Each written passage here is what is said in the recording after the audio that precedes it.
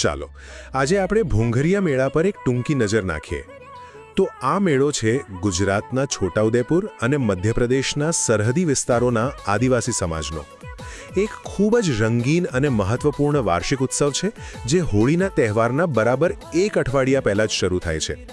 સૌથી પહેલી અને સૌથી પ્રખ્યાત વાત છે એની જીવનસાથી પસંદ કરવાની પરંપરા, જેને ગુલારિયા કહે છે. અહીંયા કેવું હોય કે કોઈ યુવક પોતાની પસંદની યુવતીના ગાલ પર ગુલાલ લગાવીને પોતાનો પ્રેમ વ્યક્ત કરે, અને જો યુવતી પણ સામે ગુલાલ લગાવે બસ તો એને સંમતિ ગણવામાં આવે છે. જો કે હા, હવે આ મોટે ભાગે એક પ્રતિકાત્મક પરંપરા બની ગઈ છે. બીજી વાત એ કે આ માત્ર મેળો નથી, તમે જુઓ, આ તો એક મોટું આર્થિક અને સાંસ્કૃતિક કેન્દ્ર પણ છે. લોકો પોતાના શ્રેષ્ઠ પરંપરાગત ચાંદીના ઘરેણાં અને રંગબેરંગી પોશાકોમાં સજ્જ થઈને આવે અને ઢોલ વાંસળીના તાલે ખૂબ નાચે છે. સાથે જ અહીં જે હાટ એટલે કે બજાર લાગે છે, ત્યાંથી લોકો આખા વર્ષની અને હોળીના તહેવારની જરૂરી ખરીદી પણ કરી લે છે.